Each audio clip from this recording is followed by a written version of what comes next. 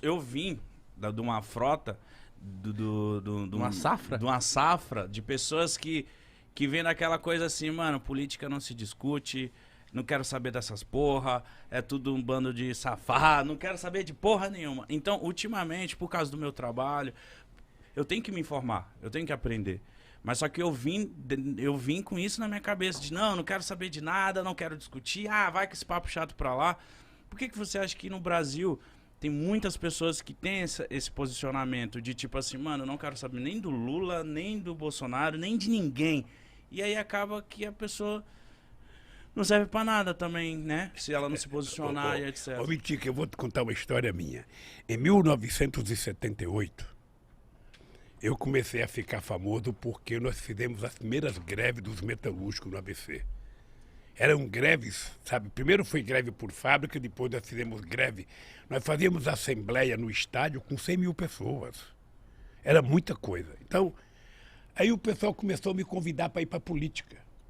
E eu dizia assim, eu achava que eu era inteligente, eu dizia assim, eu não gosto de política e não gosto de quem gosta de política. Eu achava que era o máximo. A imprensa batia palma, eu saía na primeira página dos jornais, finalmente surgiu um operário que não gosta de política, ele não quer o poder, ele só quer melhorar um pouquinho o salário dele e tal. Aí, cara, foi passando 3, 4 meses, eu estava na rua fazendo campanha, sabe para quem? Pro Fernando Henrique Cardoso. Por quê? Porque ele era candidato ao Senado, sabe? Ele disputava com o Montoro e com o Cláudio Lembo.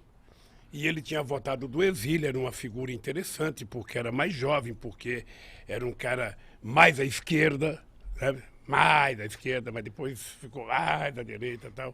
Mas eu tinha uma boa relação com ele, e não foi ele que pediu para mim, não. Fui eu que fui pedir para ele para apoiá-lo. Eu e muitos sindicalistas. Aí depois eu descobri que se a gente não cria um partido político, a gente estava ferrado. Porque você nunca pode esperar que alguém faça por você aquilo que você mesmo tem que fazer. Então você fica esperando que o Congresso Nacional aprove as coisas boas para o país. Você já parou para analisar quem é que está no Congresso Nacional? Você já viu o prontuário de cada um? Você já viu a ficha de cada um? Você já viu a origem de cada um? Se você não vê isso, você não vai saber votar. Se você não vê, você vai votar equivocadamente. É como se você fosse colocar uma raposa no seu galinheiro achando que a raposa vai engordar as galinhas. Não vai, vai comer as galinhas. Então eu descobri que era preciso fazer um partido. Descobri porque eu fui no Congresso brigar para não aprovar uma lei. E quando eu cheguei lá, eu percebi que não tinha nenhum trabalhador. Aí então eu comecei a fazer política, sabe? Eu fui gostando da política, fui gostando, e eu achei que era o caminho. Se você está descontente com alguma coisa, é através da política que você vai mudar. Sabe? Então você tem que participar, você tem que saber como participar.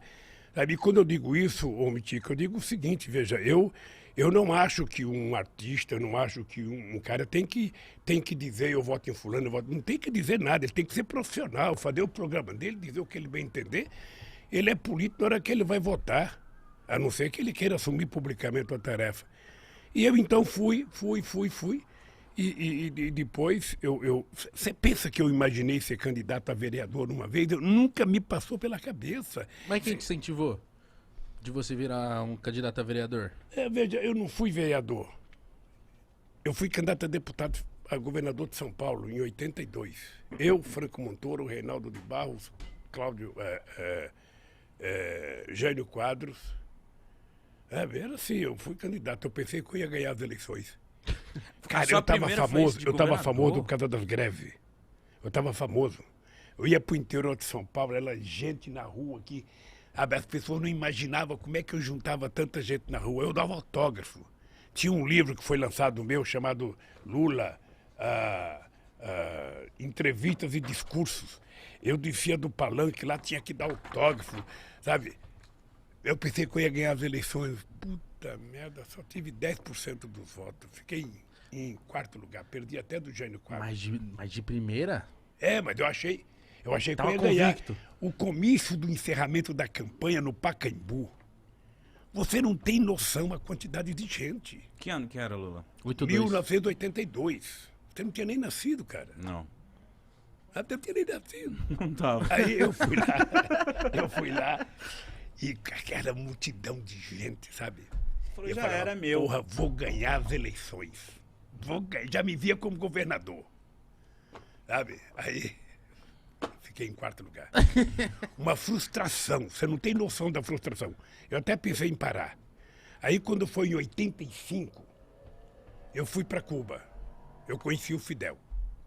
Aí fui lá visitar o Gente Fidel. boa? Hein? Gente boa? Gente boa.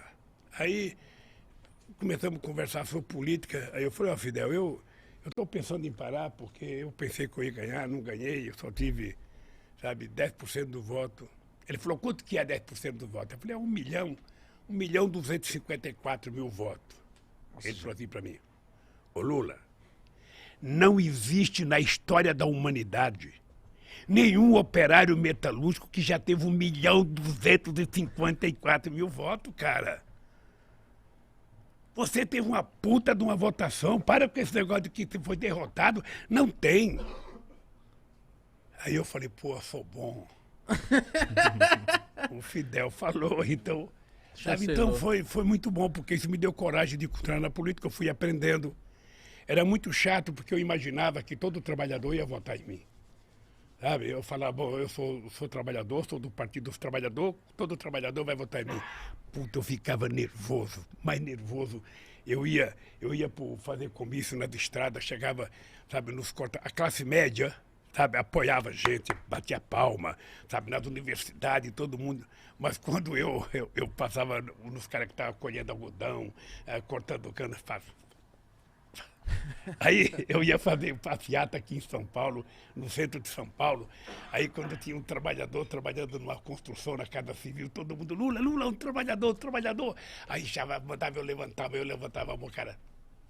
Mas por que você acha que você não era popular com os trabalhadores nessa época? Não, é porque é o seguinte, o povo não tinha o hábito de fazer política. Política era uma coisa estranha.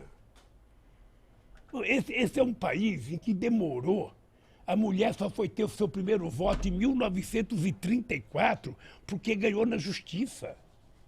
Esse é um país que só votava dono de proprietário de terra, gente alfabetizada e gente que tinha conta até de 200 mil réis. Pobre, analfabeto e peão de fábrica, jamais votava. Aí o pessoal também falava, pô, esse Lula é um analfabeto igual eu, porra, por que eu vou votar nele? Ele não tem condições. Aí eu descobri que leva tempo, viu, Gão? Leva tempo de você convencer as pessoas das coisas. Aí é um trabalho de muito debate, de muita discussão. Quando eu passo num lugar que eu vejo um cara ser contra a política, eu não acho ruim. Eu fico só imaginando que informação que ele recebe todo santo dia. Porque eu tenho uma coisa que eu falo para a juventude o seguinte, olha, ô Igão, você pode não gostar de política. Tá? Você pode dizer, eu não gosto de política, política é tudo ladrão, Lula é ladrão, sabe, Haddad é ladrão, Fernando Henrique Cardoso é ladrão, Bolsonaro é ladrão, Dória é ladrão. Você pode dizer tudo o que você quiser. Mas mesmo você pensando assim, você pensa o melhor para o seu país, você pensa o melhor para o seu povo, você pensa o melhor para você. Então, se você acha que todo mundo não presta, você tem que decidir escolher um cara que presta. E esse cara que presta não é os outros, é você, cara. Então, coloca o político que você tem dentro de você para fora e seja você o político decente, sabe, porreta, sabe, que você quer. Não tem outro jeito. Você não pode querer que eu seja a pessoa que você quer que eu seja. Não, eu sou eu. Agora, se você quer um cara top, Aí é você, Mitico, é você, Igão. É assim que se faz as coisas. A política no Brasil não dá certo porque as pessoas não têm compromissos ideológicos. As pessoas são eleitas porque são eleitas.